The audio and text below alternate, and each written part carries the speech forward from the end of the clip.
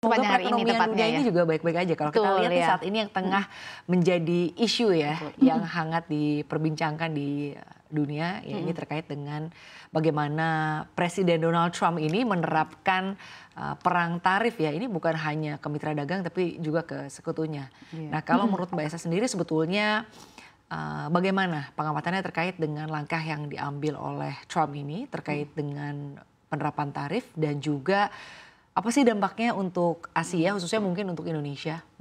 Sebenarnya kalau perang tarif, perang Trump semua sudah siap-siap, tinggal kapan nih ya menunggu, karena Trump sendiri sejak bahkan kampanye sudah menegaskan bahwa dia akan mengurangi defisit perdagangan, akan menomorsatukan Amerika di atas segalanya ya. Artinya dia tidak peduli mungkin itu akan melukai atau membuat negara lain menderita, termasuk bahkan mungkin ekonomi dunia dan perdagangan global ya. Kalau kita lihat sebenarnya hal tersebut sudah pernah dilakukan di 2018 ya, dan ketika Trump terpilih dan setelah dilantik pun tetap dia menegaskan bahwa dia tetap akan menerapkan soal perang dagang ini. Walaupun sebenarnya agak beda ya, kalau setelah terpilih ini dia mungkin tidak, kita kan memperkirakan awalnya akan langsung memberlakukan tarif. Ternyata Trump sendiri kemudian meminta kepada ke pemerintahnya untuk menelusuri lebih lanjut mana yang harus, mana yang mungkin, kan karena bagaimanapun setiap mitra dagang menyumbang defisit dan impor yang beda-beda juga ya, dan tidak berbeda dengan yang sebelumnya, yang tahun 2018 kan sangat China ya. Tapi tahun ini mungkin kita harus bersiap-siap, banyak negara yang kena, mungkin juga kita tidak tahu apakah Indonesia akan kena, karena sebenarnya ada hal yang mungkin menarik di sini. Kalau dilihat dari data perdagangan Amerika, Indonesia ini sebenarnya penyumbang defisit lumayan besar buat mereka ya, nomor 15 ya, sekitar 14,9, itu data dari Amerika sendiri. Kalau data dari Kementerian Perdagangan sebenarnya tidak terlalu jauh ya, hingga akhir 2024 kita tuh surplus, artinya kan Amerika defisit ya. Kalau menurut catatan Kementerian Perdagangan sendiri sebenarnya kita tuh surplus 14,34 miliar, sementara dalam catatan Kementerian Perdagangan Amerika itu kita memang surplus sekitar 14,9 sampai November, artinya memang tidak terlalu jauh. Kita itu sebenarnya masuk ke 15 besar penyumbang defisit. Tapi dari sisi impor sebenarnya kita ini bukan negara yang utama menyumbang impor besar ke mereka ya, tidak seperti kalau kita lihat Meksiko, China, Kanada, Jerman, Jepang, Vietnam, Korea, Taiwan, Irlandia, India itu negara yang sangat besar untuk menyumbang impor mereka, nilainya luar biasa. Sementara kita itu masih dalam puluhan miliar, mereka tuh udah ratusan. Ya. Ini yang mungkin perlu dilihat lagi, bahwa oke, mungkin secara defisit kita besar karena ekspor Amerika ke sini mungkin tidak sebesar negara-negara lain, dan sementara impor mereka mungkin impor mereka dari kita lumayan besar, jadi defisitnya besar. Sementara yaitu impor kita tuh terlalu tidak, kita melihatnya mungkin dari sisi Amerika ya, Amerika tidak terlalu besar mengimpor dari kita dibandingkan ya, mungkin kalau kita lihat Meksiko itu 466 miliar, 15,6%, sementara kita itu sekitar ya mungkin belasan, masih impor kita itu masih buat Amerika tuh 23 miliaran lah ya, masih jauh sekali dari gapnya dari mereka gitu.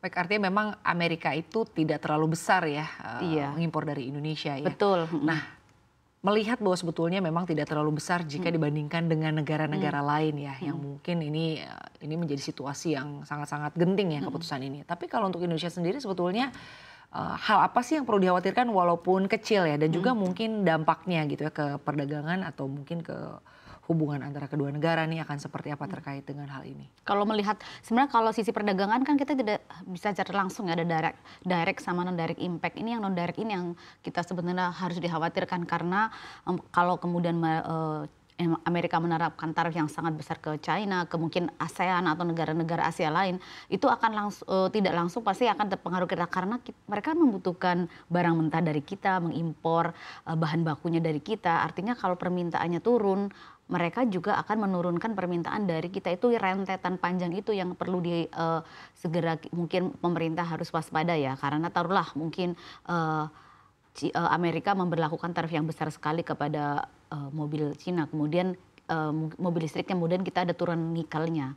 Seperti berlanjut ini kan ya, itu rantai pasok globalnya itu akan yang sangat berdampak, tidak hanya ke kita mungkin daerah, karena kita memang banyak kan mungkin taruhlah kita banyak ekspor tekstil dan kayak footwear gitu ya, tapi kan ada barang-barang lain dari luar kita yang diekspor ke Amerika yang kita juga punya andil di sini ini. Ya. Itu yang mungkin perlu diwaspadai sih gitu. Nah, selain daripada hal-hal tersebut yang dikhawatirkan, ini juga ada yang menarik nih. Kita lihat bagaimana nih artinya efeknya ke komoditas ya, utamanya dengan adanya penerapan tarif ini. Betul. Begitu. Apalagi misalnya komoditas dari Indonesia. Begitu. Bagaimana Mbak Esa melihat? Yang tadi yang mungkin kita perlu waspadai ya, terutama mungkin ya ada soal semikonduktor, ada soal mungkin mobil listrik, ada barang-barang lain yang kita mungkin menyumbang barang mentahnya ke negara lain yang memproduksi ke Amerika, diekspor ke Amerika, ini akan berpengaruh ya, dan kita tidak boleh bersantai-santai karena dampaknya pasti akan sangat besar kalau kemudian harganya sangat besar ke Amerika, kan pasti daya saing mereka terhadap produk asli Amerika akan turun ya. Mungkin ini yang perlu diwaspadai, seberapa besar sih mungkin kita akan lihat tarifnya mungkin ke China, tarifnya mungkin ke negara-negara mitra dagang kita juga harus dilihat ya.